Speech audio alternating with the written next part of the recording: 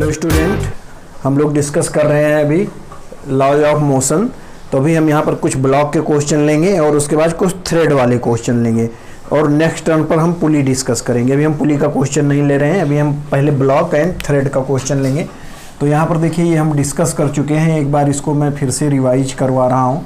जैसे मान लो हमारे पास कोई ऐसे ब्लॉक है, ये ब्लॉक रखा हुआ है एम मॉस, इस पर फोर्स इधर से एफ लगाओ या इस डायरेक्शन से एफ लगाओ, कोई फ़र्क नहीं पड़ता है, इस डायरेक्शन से भी आप एफ लगा सकते हो। तो यहाँ पर देखिए इसका नॉर्मल रिएक्शन ऐसे हमने बताया था कि इसका वेट जो है mg लगेगा और नॉर्मल रिएक्शन ऊपर n लगेगा। यहाँ पर हम लिख सकते हैं F इक्वल टू ma, तो यहाँ से a आ जाता है F by m and normal reaction equal to mg। Normal reaction equal to mg क्यों? क्योंकि इस डायरेक्शन में कोई मूवमेंट नहीं हो रहा है, तो दोनों फोर्स इक्वल एंड अपोजिट, तो n इक्वल टू mg।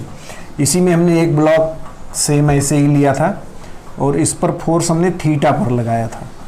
तो ये हमने फोर्स लगाया, जो हमने यहाँ से थीटा लिया था, ये थीटा एंड m। तो यहाँ पर देखिए थोड़ा सा सिचुएशन चेंज हो जाता है, यहाँ तो mg weight and normal reaction n ऊपर को, बट अब इसके दो कंपोनेंट आ गए थे f, ये फोर्स f था हमारा, फोर्स f, ठीक है।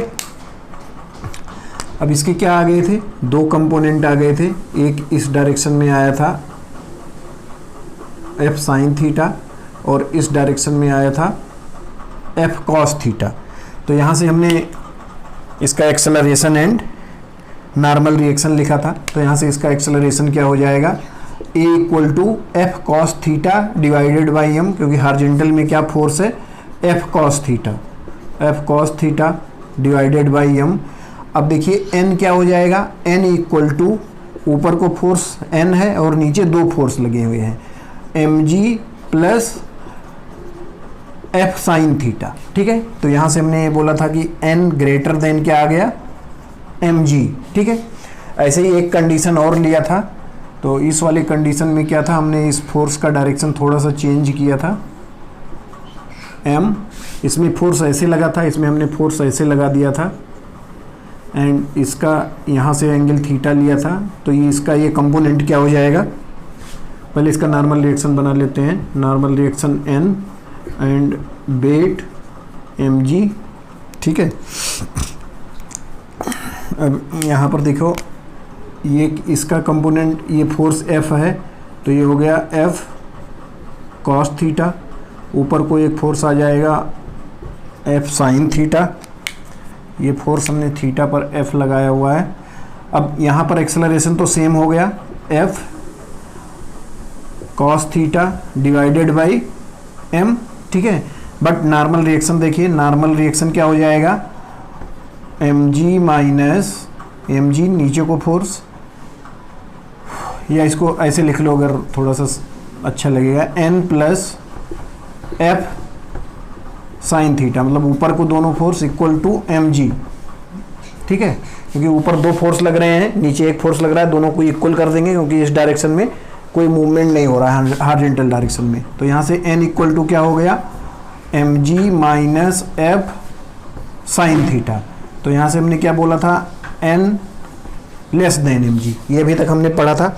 अब यही सेम कंडीशन हम ब्लॉक पर बनाते हैं, किसी वेज पर बनाते हैं। तो ये मान लो थीटा है, ये एंगल थीटा।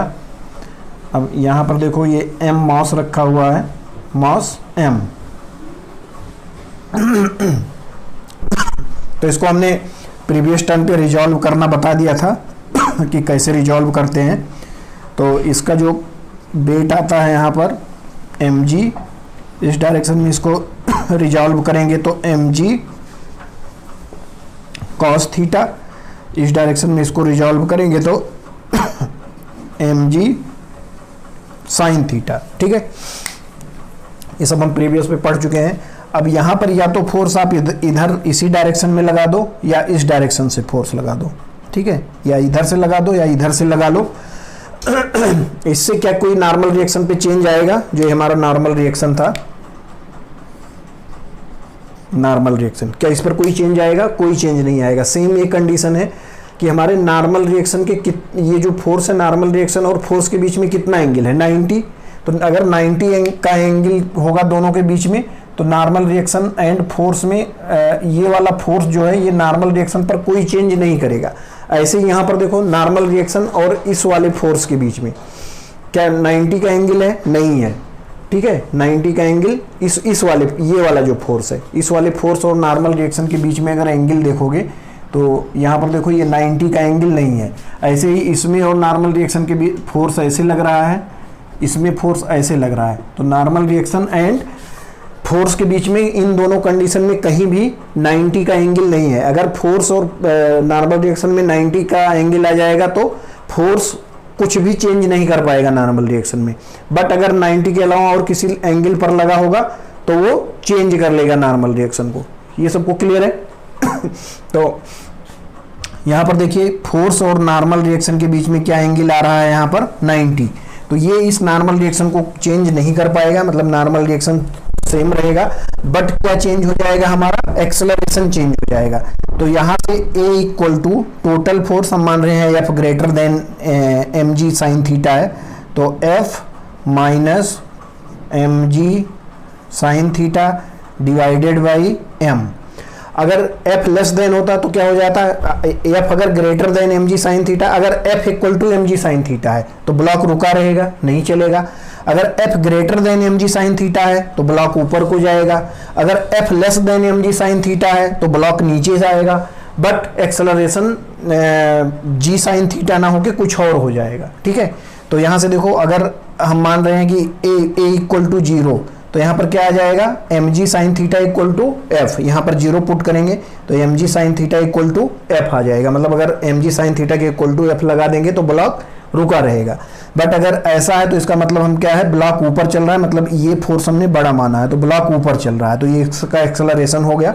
ठीक है, ऐसे अगर f इधर से लगा होगा तो f plus mg sine theta हो जाएगा इसका एक्सेलरेशन। अब n लिखते हैं यहाँ पर, n क्या हो जाएगा? mg कॉस थीटा, जो इसके वर्टिकल डायरेक्शन में फोर्स लग रहा है। तो n क्या हो जाएगा? mg cos theta. ठीक है, ये दोनों कंडीशन क्लियर है। अब इस वाले कंडीशन पर आते हैं। तो सेम इसीलिए हमने ऊपर इसको बना दिया है, सेम इसी कंडीशन पे हम बात करेंगे। थीटा ये फोर्स, ये ब्लॉक मास m। ठीक है, अब यहाँ पर देखो जैसे फोर्स इसमें लगा था इस टाइप से हम फोर्स लगा रहे हैं इस पर F, और ये एंगल है थीटा। ठीक है, अब जो पहले नॉर्मल रिएक्शन लग रहा था mg cos थीटा, ये तो ऐसे ही लगता रहेगा, तो ये नॉर्मल रिएक्शन ऐसे ही लगता रहेगा, मतलब चेंज आएगा बट ये वेट के कारण नॉर्मल रिएक्शन है, ड्यू टू वेट। तो ये हो गया mg cos थीटा। अब इस फोर्स को दो डायरेक्शन में रिजॉल्व करेंगे। इधर आ गया f cos थीटा, इधर आ गया f साइन थीटा। ठीक है, और ये फोर्स इधर ऊपर लग रहा है नॉर्मल रिएक्शन। अब यहाँ पर देखिए, यहाँ पर क्या हो जाएगा? a इक्वल टू, अगर हम मान रहे हैं कि f cos थीटा बड़ा है, एक फोर्स इधर mg साइन थीटा भी लग रहा है इस डायरेक्शन में, mg साइन थीटा। तो देखो अगर f cos theta greater than mg sine theta है तो यहाँ पर क्या हो जाएगा? f cos theta minus mg sine theta divided by m। ये तो हो गया हमारा एक्सेलरेशन। अगर यहाँ पर बोल दिया जाए कि ये ब्लॉक हमें इक्वल, मतलब ब्लॉक को हमें मूव नहीं कराना है, वो ब्लॉक इक्विलिब्रियम कंडीशन में अगर होना चाहिए तो a इक्वल टू 0 कर देंगे। तो ब्लॉक इक्विलिब्रियम कंडीशन के लिए क्या आ जाएगा? f cos theta equal to mg sine theta. ठीक है, f cos theta equal to mg sine theta, ये आ गया इक्विलिब्रियम के लिए। अब यहाँ पर देखिए हमें नॉर्मल रिएक्शन लिखना है, तो नॉर्मल रिएक्शन क्या हो जाएगा? n ऊपर को फोर्स लग रहा है और दो फोर्स नीचे को लग रहे हैं, तो n equal to mg cos theta plus f sine theta plus f sine theta. तो यहाँ से n क्या हो गया, greater than mg cos theta. जैसे यहाँ पर n ग्रेटर देन mg आया था तो n greater than mg cos theta. अब यहाँ पर ऐसे फोर्स F लगाया हुआ है, यहाँ पर अगर ये पूछ लिया जाएगा कि find force F for block in equilibrium, तो यहाँ से क्या हो जाएगा, F cos theta equal to mg, तो F इक्वल टू क्या आ जाएगा, mg sine theta upon cos theta, मतलब mg टेन थीटा। अगर F इक्वल टू क्या हो, mg टेन थीटा, तो वो ब्लॉक इक्विलिब्रियम में रहेगा। ठीक है, इसको अगर आप जीरो करेंगे, यहाँ से देखो मैं बता देता हूँ, फिर अभी इसको रफ कर देंगे। अगर इस ब्लॉक को हमें बोल दिया जाए कितना फोर्स F लगाया जाए एट द एंगल थीटा, कि हमारा जो ब्लॉक है वो इक्विलिब्रियम पर है, तो कौन सा फोर्स जीरो करना है हमें, F cos theta equal to mg कर देना है, mg साइन थीटा। तो यहाँ से F क्या हो गया, mg sine theta upon cos theta, तो ये हो गया mg टेन थीटा। तो अगर mg टेन थीटा के इक्वल फोर्स लगाएंगे हम इन द किस एंगल पर, थीटा एंगल पर, तो ये क्या होगा, इक्विलिब्रियम में रहेगा। ठीक है, तो ये हो गया क्वेश्चन। अब इस टाइप का एक क्वेश्चन देख लेते हैं। तो यहाँ पर मान लो एक हमारा ये बेज है थीटा, इस पर ऐसे ही एक मास रखा हुआ है m। ठीक है, अब फोर्स कैसे, हम जैसे ऊपर में लगाया हुआ है ऐसे एंगल पर लगा दिया F, जो कि यहाँ से कितना एंगल बना रहा है, यहाँ पर देखिए थीटा ना लेके हम इसको अल्फा ले रहे हैं। यहाँ पर थोड़ा सा चेंज कर लीजिए, क्योंकि थीटा थीटा इक्वल हो जा रहा है, बट यहाँ पर अगर हम इसको अल्फा ले लें तो यहाँ पर ये क्या हो जाएगा, ये हो जाएगा कास अल्फा। थीटा भी ले सकते हैं, कोई वो ये नहीं है, थीटा भी ले सकते हैं, उसमें कोई गलत नहीं है, बट इसको हम अल्फा ले रहे हैं। तो ये हो गया F cos alpha mg sine theta minus F sine alpha. अब यहाँ पर जब फोर्स इक्वल करेंगे तो हमारा जो अभी हमने F इक्वल टू निकाला था mg टेन थीटा, वो mg टेन थीटा नहीं आएगा, अब क्या आ जाएगा, mg sine theta upon cos alpha. तो वो फोर्स हो जाएगा mg sine theta upon cos alpha force आएगा इक्विलिब्रियम के लिए। थीटा अब हमने इक्वल नहीं लिया है, अब ये हमने ले लिया यहाँ भी अल्फा। तो इस फोर्स पहले हम इसका वेट के कारण नॉर्मल रिएक्शन लिख लेते हैं, mg कॉस थीटा ऊपर n। अब इसके दो कंपोनेंट यहाँ पर आ जाएंगे, एक तो ऊपर को आएगा और एक इस डायरेक्शन में आएगा। इधर वाला क्या हो जाएगा, F कॉस अल्फा, इधर वाला क्या हो जाएगा, F साइन अल्फा। अब यहाँ पर भी वही दो कंडीशन आ गए। ये फोर्स ऊपर से भी लगाया जा सकता है, नीचे से, दोनों में कोई बहुत ज़्यादा चेंज नहीं होगा। तो यहाँ से एक्सेलरेशन क्या आ जाएगा, acceleration A equal to F cos alpha minus mg sine theta divided by m। एक फोर्स इधर लग रहा है mg sine theta divided by m। Normal reaction ऊपर, ये F फोर्स ऊपर, तो normal reaction plus F sine alpha equal to mg। तो n इक्वल टू क्या हो जाएगा, mg cos theta equal to mg cos theta. तो यहाँ n इक्वल टू हो गया mg cos theta minus F sine alpha. तो ये n क्या हो गया, less than mg cos theta. ठीक है, तो यहाँ पर देखो अगर पूछा जाए कि अगर इस ब्लॉक को इक्विलिब्रियम में रखना है तो कितना फोर्स लगाना पड़ेगा, तो फोर्स वही सेम ही आएगा, F cos alpha equal to mg sine theta. तो F इक्वल टू क्या आ जाएगा, mg sine theta upon F cos alpha. तो उस फोर्स पर ये इक्विलिब्रियम में रहेगा। अब यहाँ से भी अगर आप फोर्स लगा रहे हो तो भी तो इक्विलिब्रियम में तो आ नहीं सकता, क्योंकि दो फोर्स एक डायरेक्शन में हो गए, तो इक्विलिब्रियम में नहीं आएगा। बट इसका अगर इस डायरेक्शन में ऐसे F एंगल पर फोर्स लगाए होते तो एक कंपोनेंट ये वाला इसका इस डायरेक्शन में आ जाता, तो इसका एक्सेलरेशन क्या हो जाएगा, F cos alpha plus mg sine theta divided by m। तो ये इक्विलिब्रियम में कभी नहीं आएगा, हमेशा नीचे की ही डायरेक्शन में आएगा। एंड नॉर्मल रिएक्शन क्या हो जाता, अगर ये फोर्स कैसे लगा होता, ऐसे लगा हुआ है, इस डायरेक्शन में ऐसे लगा होता, तो नॉर्मल रिएक्शन सेम आता बट एक्सेलरेशन चेंज हो जाता। अगर यही सेम फोर्स ऐसे लगा दो, ऐसे ही अगर यही सेम फोर्स हम कैसे लगा दें, ऐसे लगा दें, तो नॉर्मल रिएक्शन तो सेम रहेगा बट क्या चेंज हो जाएगा, एक्सेलरेशन चेंज हो जाता। F cos alpha plus M G sine theta upon M हो जाता है एक्सेलरेशन। अच्छा, अब यहाँ पर देखो कुछ लोगों को ऐसा कन्फ्यूजन हो रहा होगा कि जब ये फोर्स हम ऐसे लगा रहे हैं तो इसका एक कंपोनेंट ये जो F cos F sine alpha है, ये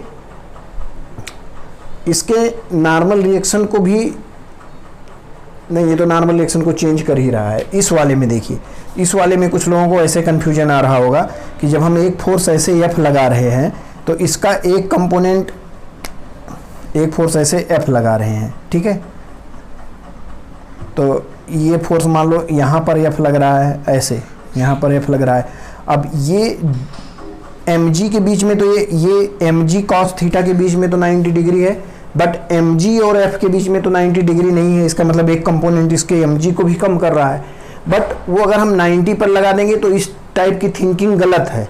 वो अगर वैसे आप प्रूफ करोगे, अभी मैं प्रूफ करके दिखा दूंगा, तो भी ये नॉर्मल रिएक्शन इसमें एम जी कॉस थीटा ही आएगा। वो कन्फ्यूजन में बताता हूँ अभी क्या हो रहा है, इसको पहले नोट कर लीजिए, इसके बाद बताते हैं। देखिए यहाँ पर मैं एक कन्फ्यूजन की बात कर रहा था, जो कई लोगों के दिमाग में ऐसा कन्फ्यूजन आता है। यहाँ पर देखिए, मान लीजिए ये बेज है, थीटा एंगल, ये एक ब्लॉक ऐसे रखा हुआ है, तो थीटा एम, तो यहाँ पर फोर्स इधर से आप लगा लो या इधर से लगा लो, दोनों एक ही बात है, बहुत ज़्यादा दोनों में डिफरेंस नहीं है। तो ये एम जी कॉस थीटा, इधर ऊपर को इसका नॉर्मल रिएक्शन,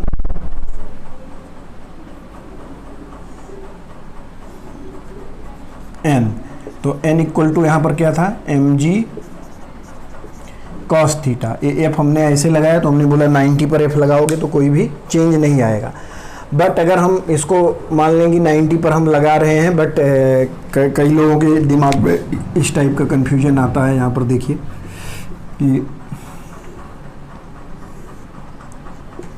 थीटा,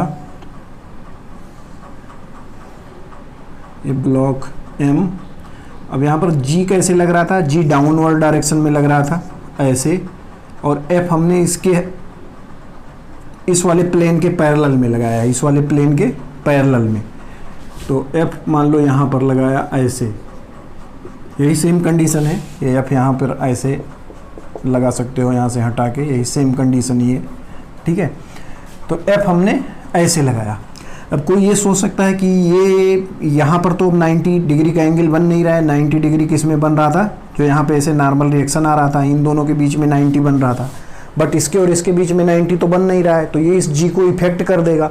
अगर इस जी को इफेक्ट कर देगा तो नॉर्मल रिएक्शन हमारा चेंज हो जाएगा। बट ऐसा ऐसा नहीं होता। ऐसा क्यों नहीं होता है? क्योंकि इसके दो कंपोनेंट आते हैं। इसका दो कंपोनेंट आएगा, एक ऊपर और एक इसके 90 में। अगर जी जैसे वर्टिकल डायरेक्शन में लग रहा है, तो अगर हम वर्टिकल डायरेक्शन में इसका कंपोनेंट निकाल लें, वर्टिकल डायरेक्शन में इसका कंपोनेंट निकाल लें, तो वर्टिकल डायरेक्शन में जी ऐसे सीधे इसका कंपोनेंट निकाल रहे हैं। थोड़ा सा इसको और अच्छे से बनाते हैं।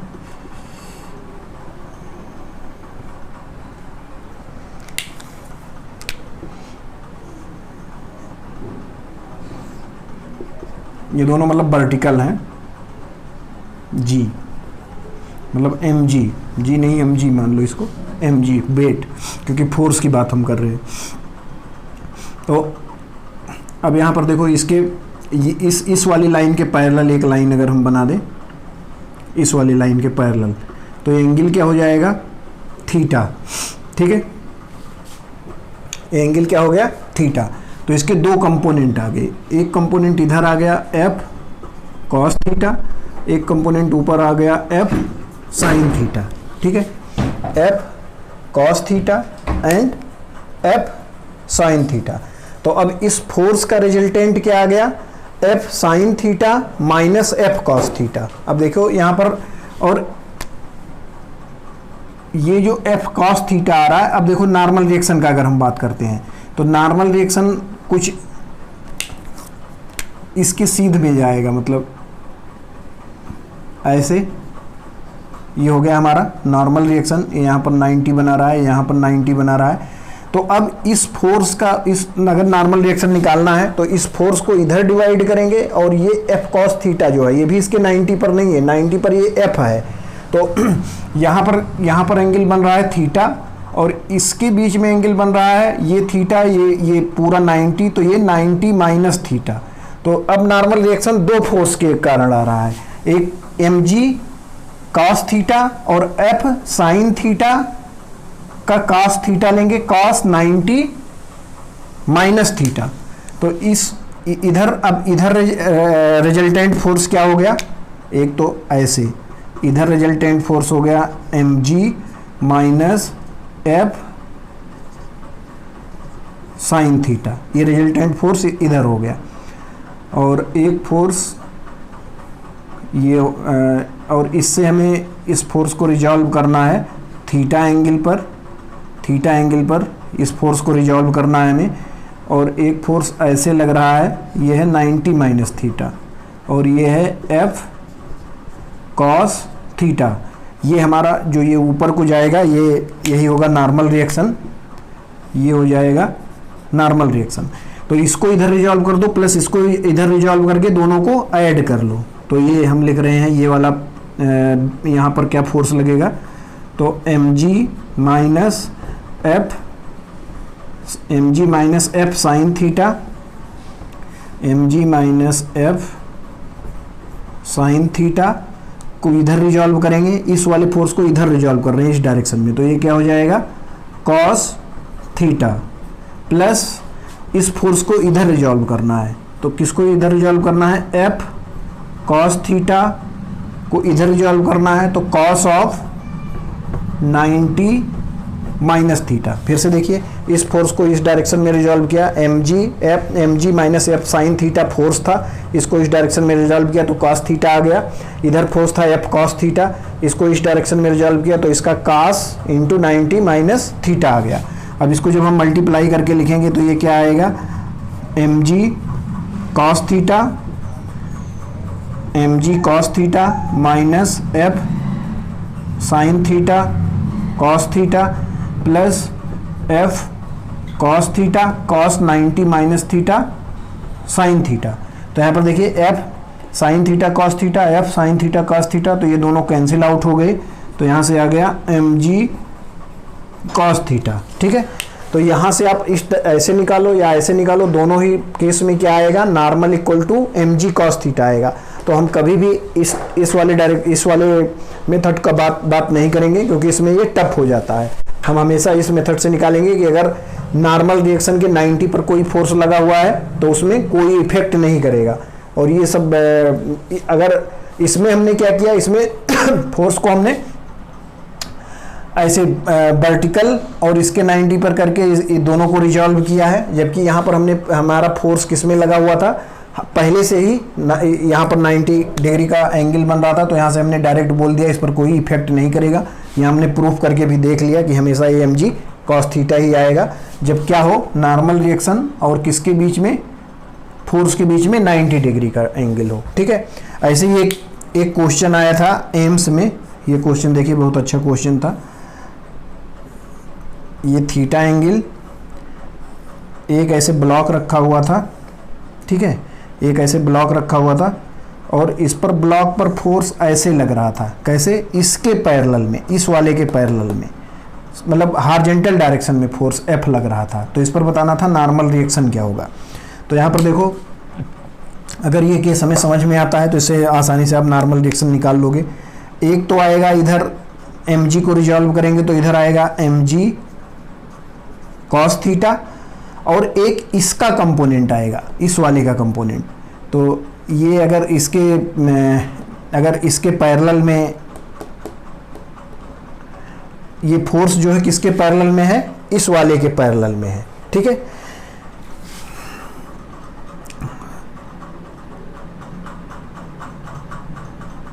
तो हम इसको बोल सकते हैं कि हम एक लाइन बना रहे हैं जो इसके पैरेलल में है, इस लाइन के पैरेलल में। ये फोर्स किसके पैरेलल में है? इस वाली लाइन के पैरेलल में। वहीं से हमने एक लाइन इसके पैरेलल में बना लिया, तो ये वाला एंगल क्या हो जाएगा? ये एंगल क्या हो जाएगा? जैसे ये इस लाइन में कहीं भी इस लाइन के पैरेलल एक लाइन बना लो तो वो एंगल क्या होगा? थीटा। ठीक है, तो ये एंगल हो गया थीटा। अब इस फोर्स को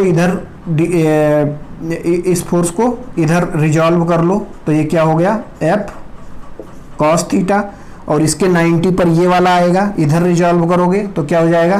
प्लस एफ साइन थीटा। तो यही हो गया। ये दोनों फोर्स मिला के क्या लगाएंगे? Normal reaction. तो इसे नॉर्मल रिएक्शन ऊपर लग रहा है n, तो यहाँ पर n इक्वल टू क्या हो गया? mg cos theta plus F sine theta. तो ये आंसर था, ऐसे ही 4 के आंसर दिया हुआ था। mg cos theta plus F cos theta, mg sine theta plus F cos theta, ऐसे मतलब साइन कॉस को चेंज कर करके और प्लस माइनस को यहाँ करके 4 ऑप्शन बनाए गए थे। तो उसमें ये ऑप्शन सही था, mg cos theta plus F sine theta. F किसके पैरेलल में है? इसके पैरेलल में। तो इसको हमने इस वाली लाइन के पैरेलल में निकाल लिया, जो आ जाएगा एफ कॉस थीटा। और इसके पैरेलल में इसको हमने रिजॉल्व किया, तो ये एफ कॉस थीटा, और ये इसको जब हम इधर साइन में रिजॉल्व करेंगे तो ये जो एफ कॉस थीटा है इससे 90 के डिग्री एंगल पर जाएगा। एफ कॉस थीटा से 90, तो वो इस डायरेक्शन में आ जाएगा। तो mg cos theta plus F sine theta, ये हो गया हमारा नॉर्मल रिएक्शन। तो एक अच्छा क्वेश्चन था जो एम्स में आया हुआ था, नोट करिए। चलो एक हम बहुत अच्छा क्वेश्चन ले रहे हैं। ये मान लो एक ट्रेन है, ऐसे ये ट्रेन ऐसे मूव कर रहा है और यहाँ पर एक थ्रेड में एक मास ऐसे ही लटका हुआ है। ठीक है, स्मॉल मास, जिसमें हम m इक्वल टू ले लिए हैं 1 kg। ठीक है, ऐसे ही एक मास है। अब ये एक कुछ दूर जाने पर ये इंक्लाइंड प्लेन पे जाने लगता है, जो एंगल 30 डिग्री बना रहा है। ठीक है, ये ट्रेन इस पर आने लगता है, तो ये ट्रेन ऐसे हो जाएगा, ऐसे। अब इसमें ये बताना है कि ये कांस्टेंट वेलोसिटी से अगर इस पर आगे बढ़ रहा है, b इक्वल टू कांस्टेंट। ठीक है, b इक्वल टू कांस्टेंट से अगर आगे बढ़ रहा है, तो अभी यहाँ पर जब ऐसे लटका हुआ था और b इक्वल टू कांस्टेंट से यहाँ चल रहा था, कोई एक्सेलरेशन नहीं था, b इक्वल टू कांस्टेंट। तो अब यहाँ पर mg क्या लग रहा, मतलब टेंशन क्या लग रहा था? तो टेंशन यहाँ पर क्या लग रहा था? T equal to mg। ठीक है, T इक्वल टू mg। और ये ऐसे वर्टिकल ही हमेशा के लिए ये वर्टिकल ही रहेगा। बट अगर ये इंक्लाइंड प्लेन पे जाने लगा तो अब ये वर्टिकल ना रह के ऐसे सीधा ये सीधा हो जाएगा। ठीक है, ऐसे। तो अब ये बताना है कि इस पर टेंशन क्या होगा, और ये जो इसके फ्लोर से जो ये नॉर्मल बन रहा है, इसके फ्लोर से जो नॉर्मल बन रहा है, किसके? ट्रेन के फ्लोर से, ये एंगल क्या होगा? थोड़ा सीधा बन जाए। यहाँ पर ये एंगल क्या होगा? जो कहाँ से नॉर्मल बन रहा है? ट्रेन के फ्लोर से जो नॉर्मल बन रहा है उससे एंगल बताना है और टेंशन बताना है। तो यहाँ पर देखो, जब ये कांस्टेंट वेलोसिटी से चल रहा है, इसका मतलब कोई भी एक्सेलरेशन ट्रेन में नहीं है। तो कोई भी एक्सेलरेशन अगर ट्रेन में नहीं है तो क्या टेंशन में कोई चेंज होगा? कोई चेंज नहीं होगा। चेंज क्या होगा? केवल एंगल चेंज हो जाएगा, बाकी टेंशन में कोई चेंज नहीं होगा। तो T इक्वल टू क्या आ गया? mg। अब एंगल देखो क्या हो जाएगा? एंगल क्या हो जाएगा? इसको एंगल निकालने के लिए क्या करेंगे? इसको यहाँ से मिला दो। तो यहाँ पर देखो, ये 90 है, ये 90, ये 90, तो ये 90, ये 30, तो ये क्या हो जाएगा? ये 90, ये 30, तो ये क्या हो जाएगा?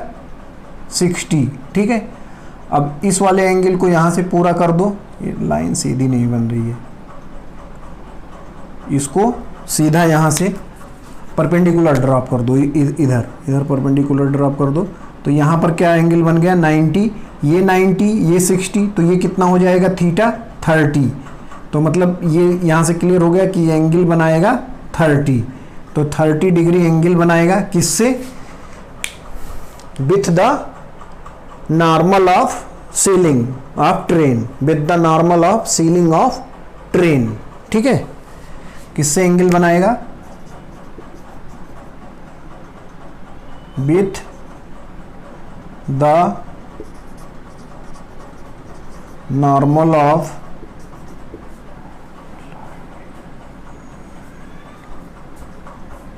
With the normal of ceiling. ठीक है, with the normal of ceiling of train. Train के सीलिंग से जो नॉर्मल है उससे 30 डिग्री का एंगल बनाएगा।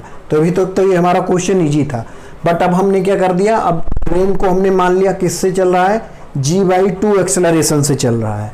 तो अब देखो, अब कंडीशन थोड़ा सा चेंज हो गया। अब ये ट्रेन कैसे चल रहा है, इसमें एक्सेलरेशन आ गया g/2 ऐसे। तो अब जैसे पहले तो ऐसे था, ये वर्टिकल लटक रहा था, बट अब ये इसका डायरेक्शन वर्टिकल ना होके कुछ ऐसे हो जाएगा। अब इसमें टेंशन निकालना हो तो ये सब मैं पहले बता चुका हूँ। यहाँ पर आ गया g, इधर क्या आ जाएगा, इधर इसी को इसका डायरेक्शन पलट के इधर ऐड कर देंगे तो ये हो गया g/2। ठीक है, g/2। अब ये दोनों के बीच में 90 डिग्री का एंगल बन रहा है, तो इसका रिजल्टेंट जो g नेट होगा वो क्या हो जाएगा, g net equal to root of g² plus g²/4। तो ये क्या हो गया,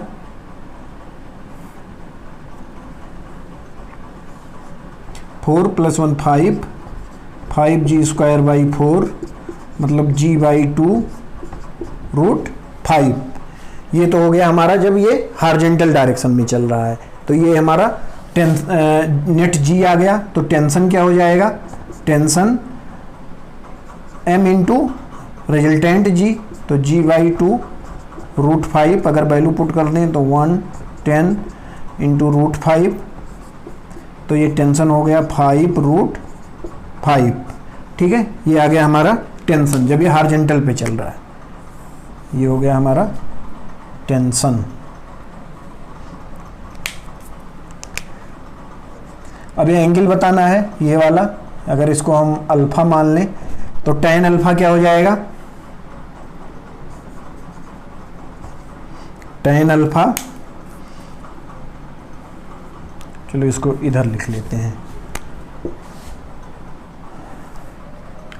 एक मिनट, इधर स्पेस हमें थोड़ा सा चाहिए।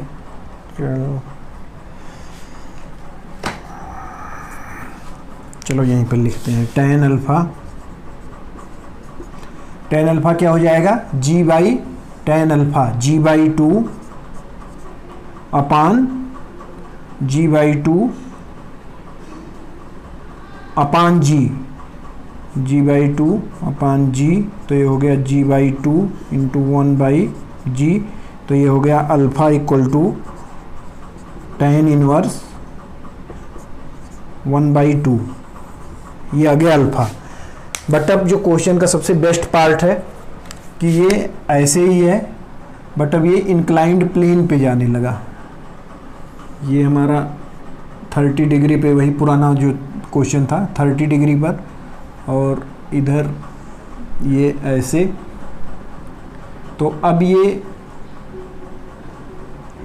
अब यहाँ पर देखिए,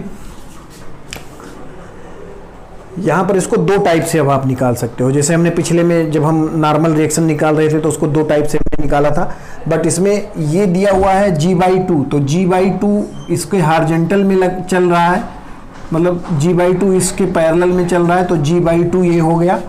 अब यहाँ पर हमें पता है कि जब ये, अगर मान लो ये ना होता, g/2 ना होता, तो यहाँ पर जो हमारा टेंशन लगता वो ऐसे लगता, मतलब इस डायरेक्शन में हमारा g लगता। अभी हम इफेक्टिव g निकालने की बात कर रहे हैं। इफेक्टिव g पहले कैसे लगता, इस डायरेक्शन में लगता, और वो क्या होता, g cos थीटा। तो g cos थीटा का मतलब क्या हो गया, g cos 30। तो ये हो गया √3 g/2, इतना लगता है इस डायरेक्शन में। अब इधर का g हमें पता है, तो ये g क्या हो जाएगा, इसी g को हम क्या कर देंगे, इधर डायरेक्शन पलट करके इधर ले आएंगे इफेक्टिव निकालने के लिए। तो ये हो गया g/2 2। अब इसका रिजल्टेंट निकालने जो कि कहीं इधर आएगा जी नेट, ठीक है, जी नेट कहीं इधर आएगा, तो जी नेट क्या हो जाएगा, root of G by 2 and ये, तो जी बाई 2 का क्या हो गया, जी बाई 4 प्लस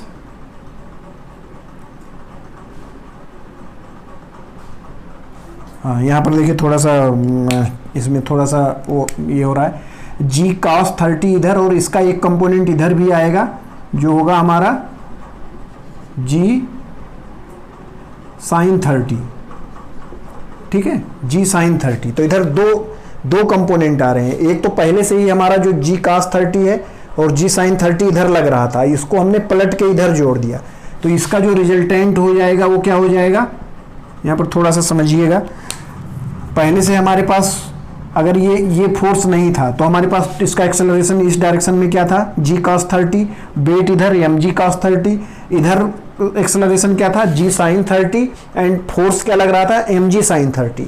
तो जी sin 30 इधर का एक्सेलरेशन प्लस ये वाला एक्सेलरेशन, तो इन दोनों को कंबाइन करेंगे तो क्या हो जाएगा, जी sin 30 क्या हो जाएगा, ये इक्वल टू हो जाएगा g बाई 2, तो g by 2 plus g by 2 इधर से आ गया g, ठीक है, तो g इधर और इधर रूट 3g बाई 2, तो हो गया g का square plus 3g square by 4, तो ये हो गया root of 4g square plus 3g square by 4, तो यहाँ से आ गया g बाई 2 रूट 7, ये आ गया इफेक्टिव g। अब टेंशन निकालना है तो t equal to m into effective g, g by 2 root 7, तो m equal to 1 kg 10 by 2 root 7, तो यहाँ से क्या आ गया 5 रूट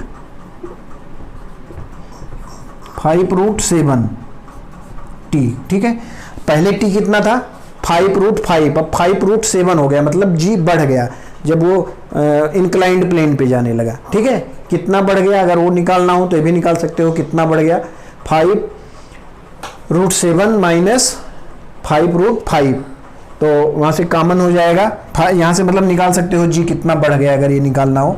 अब हमें थीटा निकालना है कि थीटा कितना होगा जब वर्टिकल से ये, तो इसका जो नॉर्मल होगा इस प्लेन का वो नॉर्मल यही सेम होगा, तो ये थीटा हम निकाल लें तो यही थीटा हमारा नॉर्मल से भी आ जाएगा। यहाँ पर देखो, यहाँ पर इसको हम हटा के अगर इसका बात करें तो मान लो यहाँ से टंगा हुआ था तो ये इसका डायरेक्शन सेम ही जी इफेक्टिव में आएगा, मान लो यहाँ से टंगा हुआ था तो ये आएगा और इसके ये जो थीटा होगा वही सेम थीटा ये भी होगा, ठीक है, जो थीटा ये होगा यही सेम ये भी होगा क्योंकि ये दोनों एक ही लाइन में है और ये दोनों पैरेलल हैं। तो यहाँ पर अगर tan थीटा निकालना हो तो tan थीटा क्या हो जाएगा,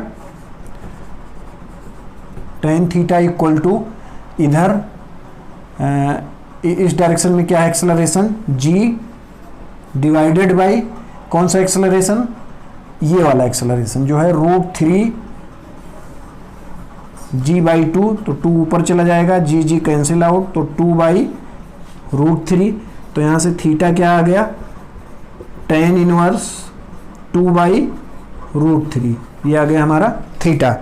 तो यहाँ पर देखिए हमने इसको काफ़ी अच्छे से एक्सप्लेन किया है 4 केस लेके कि अगर हॉरिजॉन्टल में कांस्टेंट वेलोसिटी से जा रहा था तो टी mg था, थीटा जो यहाँ पर थीटा 0 होगा, अगर यहाँ पर थीटा की बात करें तो थीटा 0 होगा इसके वर्टिकल से, बट अगर यही 30 डिग्री इंक्लाइंड प्लेन पर जाने लगा तो टी mg ही है जब b कांस्टेंट है, एंड थीटा क्या हो गया 30 डिग्री विथ नॉर्मल ऑफ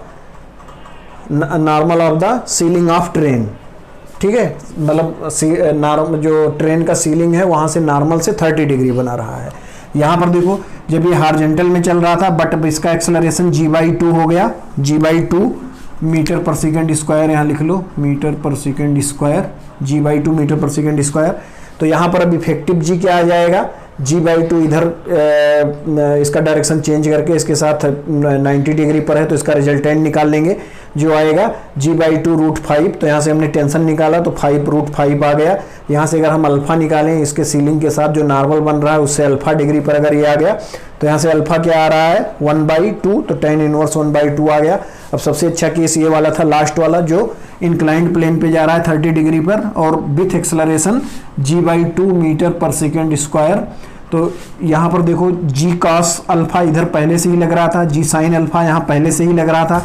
अब इधर इसका डायरेक्शन चेंज करके इधर जोड़ देंगे तो क्या आ जाएगा g/2, और g sin अल्फा भी क्या हो जाएगा g/2, तो g/2 प्लस g/2, ये g sin अल्फा क्या है, ये है g/2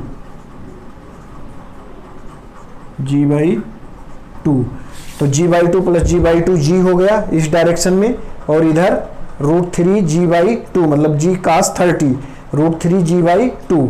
तो यहाँ पर दोनों का रिजल्टेंट निकालेंगे तो आ गया g/2√7, पहले क्या था g/2√5, अब क्या हो गया g/2√7 जब इंक्लाइंड प्लेन पर जाने लगा। तो यहाँ से हमने टेंशन निकाल लिया, तो टेंशन आ गया 5√7, पहले टेंशन हमारा था 5√5, और अल्फा tan थीटा अब क्या आ जाएगा g इस डायरेक्शन में, तो g/√3 g/2, 2 ऊपर चला गया तो 2/√3। तो यहाँ से अगर हम इसको थीटा मान रहे हैं इसके एंगल, तो tan इनवर्स 2/√3। ये काफ़ी अच्छा क्वेश्चन था। अब इसमें हमने क्या किया है, ये इसको हमने रिजॉल्व नहीं किया, बट अगर इसको कोई रिजॉल्व करना चाहे तो इसको भी रिजॉल्व कर सकता है। बट अगर इसको रिजॉल्व करोगे तो किस डायरेक्शन में रिजॉल्व करना पड़ेगा, हार्जेंटल डायरेक्शन में। फिर आपको एक हार्जेंटल डायरेक्शन और इस वर्टिकल डायरेक्शन, दो डायरेक्शन आपके पास आएंगे, फिर उसका रिजल्टेंट लेना पड़ेगा। तो वहां से भी सेम आंसर आएगा, बट वो थोड़ा सा टफ हो जाएगा। जैसे हमने प्रीवियस में जब निकाला था कि अगर ऐसे रखा हुआ है कोई और यह फोर्स ऐसे उसी के पैरेलल लग रहा है, तो यहाँ पर आपका नॉर्मल रिएक्शन जो होगा mg cos थीटा होगा। हमने उसको इस एफ वाले फोर्स को कहीं भी रिजॉल्व नहीं किया था, उसी कॉन्सेप्ट से इसको सॉल्व किया गया है। तो ये थोड़ा सा छोटे में सॉल्व हो रहा है। बट अगर हम क्या करें, g/2 को ही रिजॉल्व करने लग जाए, तो g/2 को अगर रिजॉल्व करेंगे तो वर्टिकल में एक रिजॉल्व करना पड़ेगा, वर्टिकल डायरेक्शन ऐसे, और एक हार्जेंटल। तो उसमें वर्टिकल और हार्जेंटल में जब इसको रिजॉल्व कर देंगे तो भी सेम आंसर आएगा। यहाँ पर देखो मैं करके दिखा देता हूँ करके, ये हो गया हमारा थीटा, ये 30 था, ये क्या था हमारा, ये ऐसे था। यहाँ पर अब देखो मैं रिजल्टेंट केवल निकाल के दिखा रहा हूँ, पूरा डायग्राम नहीं बना रहा हूँ। ये हमारा लगा हुआ था g/2 और नीचे क्या लगा हुआ है g। अब हम अभी हमने ऐसे x और y अभी हमने कैसे माना था, x और y हमने इसको क्या माना था y, इसको x माना था। बट अब हम इसको वर्टिकल को क्या मान रहे हैं y, और इसको x मान रहे हैं।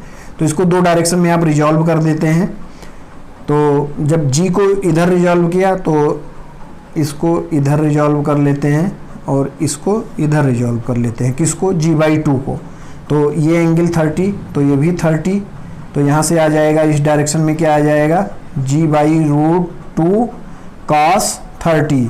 तो cos 30 क्या हो जाएगा √3/2, तो ये हो गया g√3/4।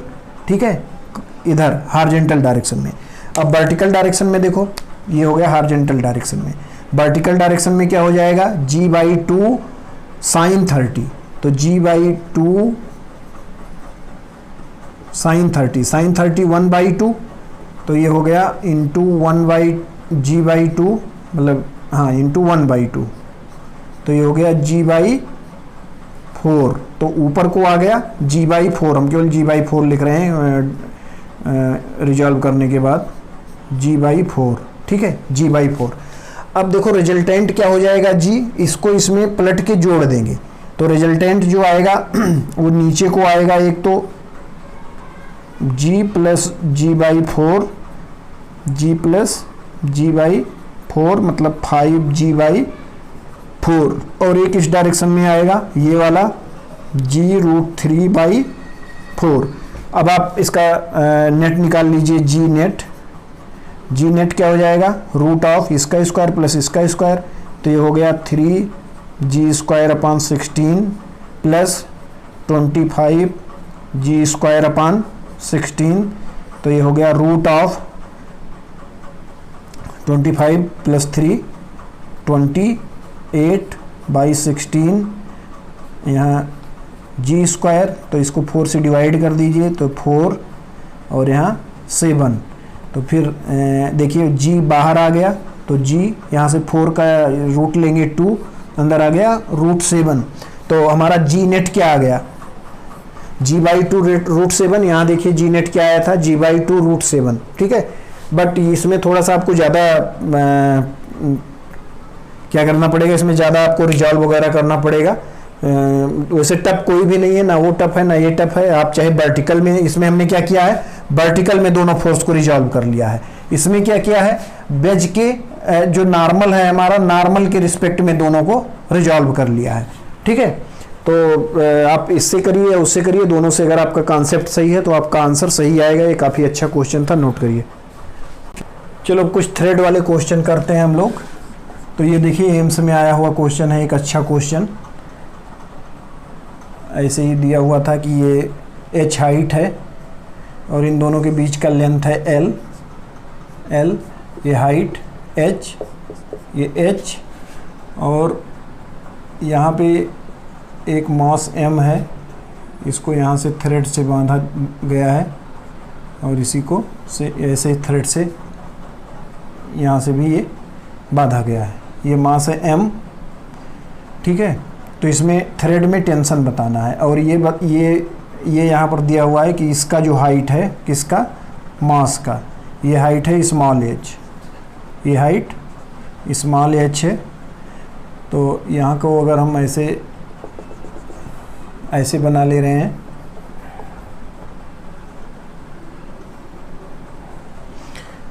तो अगर ये स्मॉल h है तो ये लेंथ कितना हो जाएगा, h माइनस h,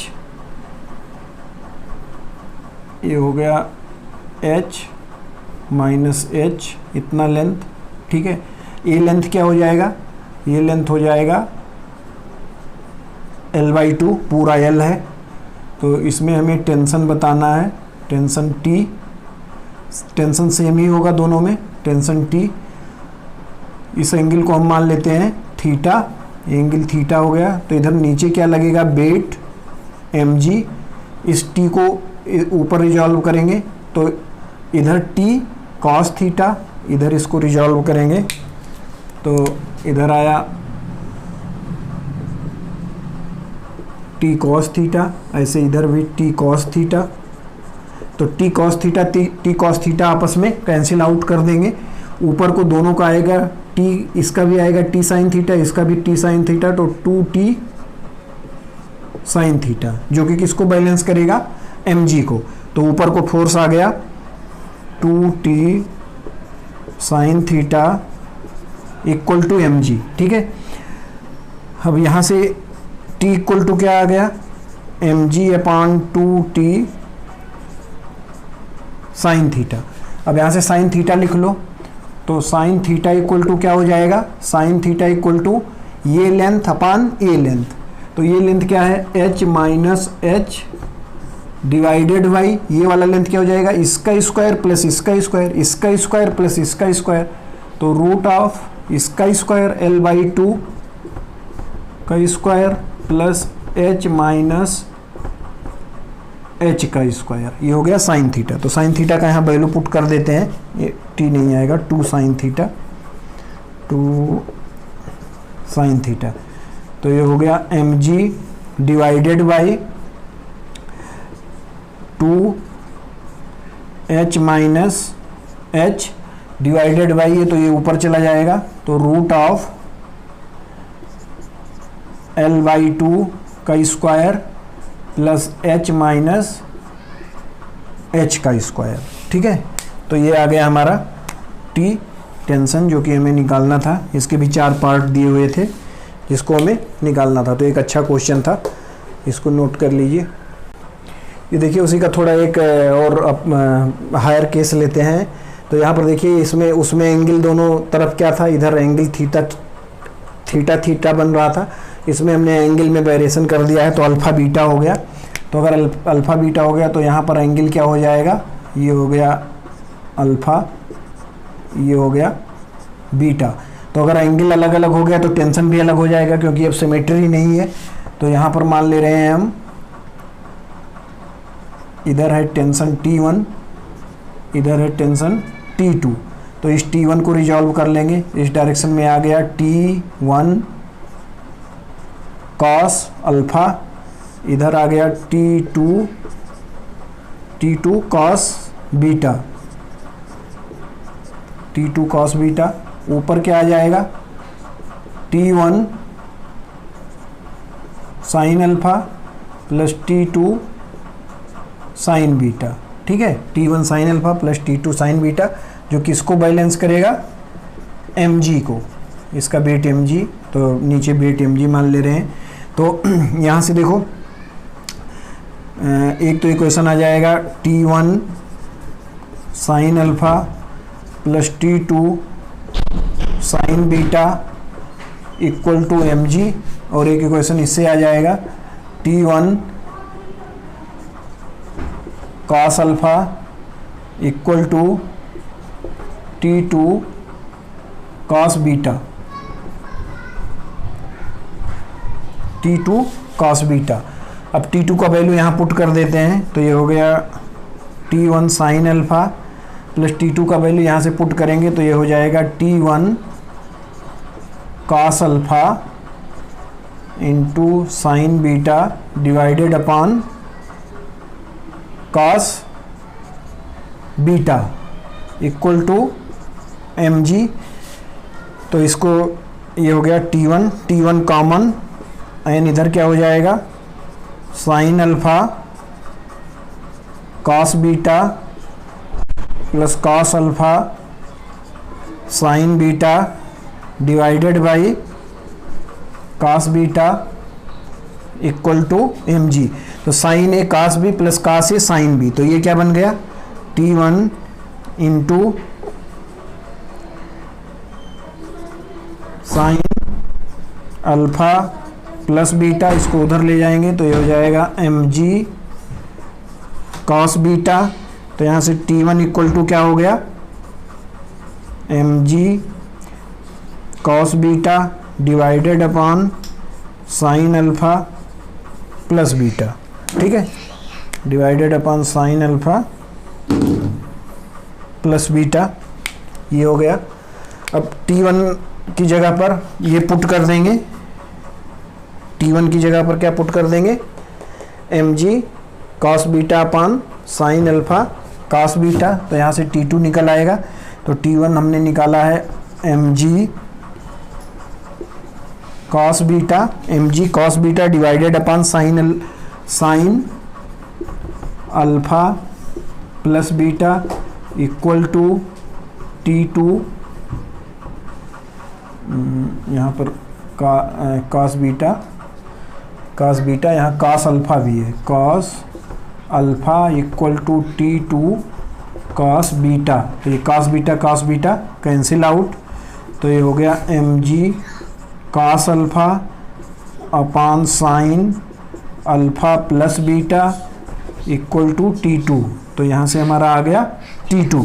ठीक है, तो इस टाइप से टेंशन निकाल सकते हैं। अब इसमें अगर मान लें अल्फ़ा इक्वल टू बीटा, अगर हम मान लेते हैं alpha equal to beta equal to theta, तो T1 क्या हो जाएगा, T1 mg cos theta divided upon sine 2 theta.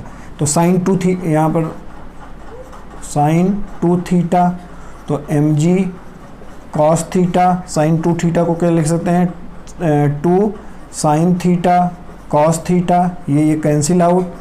तो mg divided by 2 sine theta t, यही हमारे प्रीवियस वाले में भी यही आया था, t equal to mg upon 2 sine theta, T1 आ गया। अब T2 भी सेम ही आएगा, अगर यहाँ पर लिखोगे तो यहाँ से भी T2 भी क्या आ जाएगा, mg upon mg cos theta upon 2 sine theta cos theta. तो यहाँ से भी आ गया mg अपॉन 2 साइन थीटा, ये हो गया T2। तो अगर हमने क्या कर दिया, अल्फा बीटा इक्वल हो गया, तो T1 एंड T2 भी इक्वल हो जाएगा। तो इसको भी नोट करिए। यहाँ पर देखिए कुछ इस टाइप के क्वेश्चन आ सकते हैं थ्रेड में, तो ये सब करना इजी ही होता है, कोई टफ नहीं होता है। तो यहाँ पर देखिए 1 kg है, तो 1 kg है तो इधर नीचे को क्या है, चलो यहाँ पर 1 kg वेट है तो नीचे कितना हो जाएगा 1 × g मतलब 10 न्यूटन। ठीक है, ये 1 kg है, इसको हम यहाँ पर लिख दे रहे हैं m = 1 kg। तो ये 1 kg है तो नीचे 10 न्यूटन हो गया। अब इधर देखिए T2 इधर T1, क्योंकि एंगल अलग अलग है। अब एंगल अलग अलग है, ये 60 ये 30, तो यहाँ पर एंगल कितना आ जाएगा 90। बस ये 90 आ गया, तो इसको आप रिजॉल्व करके भी कर सकते हैं, बट रिजॉल्व करके करेंगे तो थोड़ा सा बड़ा हो जाएगा। इसको हम अगर ऐसे इक्विलिब्रियम वाले आ रहे हैं तो इसमें हमने इस पर हमने पहले डिस्कस किया है कि इस टाइप के अगर क्वेश्चन आते हैं तो इसको स्नेल्स लॉ से करते हैं। और उस लॉ में क्या होता है कि ये वाला फोर्स अपान इसके सामने का साइन थीटा, ये फोर्स अपान इसके सामने का साइन थीटा, ये फोर्स अपान इसके सामने का साइन थीटा, तो इससे इजी हो जाएगा। अब यहाँ पर देखिए अगर ये क्या है 60, तो ये एंगल 60 हो जाएगा और ये 90, तो 90 + 60, तो ये पूरा एंगल कितना हो गया 150। तो ये पूरा एंगल कितना हो गया 150। ऐसे ही ये वाला 90, ये 30, तो ये वाला 30, तो 30 + 90, ये वाला एंगल कितना हो गया 120। ठीक है, सारे एंगल पता चल गए, सारे फोर्स पता चल गए, बस ये एक लाइन का क्वेश्चन है। तो ये हो गया T1 अपान T1 के सामने का ये फोर्स अपान इसके सामने 150, तो साइन 150 = T2 अपान साइन 120 = 10, इधर फोर्स लगा हुआ है 10 अपान साइन 90, तो साइन 90 1 हो गया, तो ये 10/1 मतलब 10 हो गया। अब यहाँ पर देखिए T1 अपान साइन, इसको लिख सकते हैं 90 + 60 = T2 अपान, इसको लिख सकते हैं 90 + 30 = 10। अब T1 upon sine 90 + theta cos theta, तो यहाँ से हो गया cos 60 = T2 sine 90 + theta cos theta, तो ये हो गया कॉस 30 = 10। तो यहाँ से क्या आ जाएगा T1 = 10 कॉस 60, तो 10 × कॉस 60 क्या हो जाएगा 1/2, तो ये हो गया 5 न्यूटन। तो यहाँ से हमारा T1 आ गया 5 न्यूटन। ऐसे ही T2 क्या हो जाएगा, T2 हो जाएगा, इससे लिख देते हैं रेड से, T2 10 × cos 30, तो 10 × cos 30 √3/2, तो T2 क्या हो गया 5 √3 न्यूटन। तो यहाँ से हमारा T1 एंड T2 आ गया। ठीक है, तो इसमें ऐसे भी बोल सकते हो जिसका एंगल क्या है, यहाँ से जिसका एंगल बड़ा है उसका फोर्स उसमें टेंशन ज़्यादा आएगा। अगर ये दोनों पूछा जाता कि किस में टेंशन ज़्यादा आएगा, तो इस वाले में टेंशन ज़्यादा आएगा। कितना ज़्यादा आएगा अगर ये पूछा जा रहा हो, तो 5 √3 - 5, तो 5, अगर दोनों का डिफरेंस पूछा जाए क्या आ रहा है T2 - T1, तो 5 √3 - 5 मतलब 5 √3 - 1 न्यूटन। तो इतना इसमें टेंशन ज़्यादा है इस वाले स्ट्रिंग के रिस्पेक्ट में। ठीक है, अब ऐसे ही इसको सॉल्व करना हो तो इसको दोनों मेथड से सॉल्व कर सकते हो। इसको चलो हम रिजॉल्व करके सॉल्व करके दिखा देते हैं। तो इसको अगर रिजॉल्व करोगे तो ये एंगल थीटा हो गया, ये एंगल 60 हो गया, ये एंगल, तो ये हो गया T1 cos 60, T1 cos 60 ऊपर T1 sin 60 और नीचे mg। तो यहाँ पर T1 sin 60 = m = 4, g = 10, तो ये हो गया 40। तो T1 क्या हो जाएगा T1 sin 60 क्या होता है √3/2, √3/sin60, कन्फ्यूजन हो जाता है कभी कभी, sin60 √3/2 इक्वल टू 40, तो T1 इक्वल टू 80/√3 न्यूटन। ऐसे ही T2 इक्वल टू क्या हो जाएगा, T1 cos 60, तो T1 क्या है 80/√3 इंटू क्या करना है हमें, cos 60, तो cos 60 क्या है, cos 60 √3/2,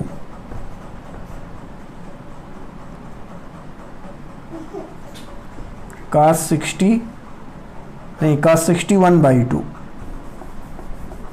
cos 60 1/2, तो ये हो गया 40/√3 न्यूटन। T2 40/√3 and T1 80/√3। ठीक है, ये हमने रिजॉल्व करके किया। बट इसको हम ऐसे भी कर सकते थे, कैसे, स्नेल्स लॉ से। स्नेल्स लॉ से अगर करते तो क्या हो जाता, T1, यहाँ पर देख लो स्नेल्स लॉ से, T1 divided by sine, T1 divided by sine 90 equal to T1 divided by, ये हो गया साइन 90, एक फोर्स इधर आ गया, ये T2 डिवाइडेड बाई, ये वाला एंगल कितना हो जाएगा, साइन 90 प्लस 60 इक्वल टू ये mg मतलब 40 डिवाइडेड बाई, चलो इसको थोड़ा सा कहीं और लिखते हैं, यहाँ स्पेस कम है, यहाँ से लिखते हैं, sine T1 upon sine 90 equal to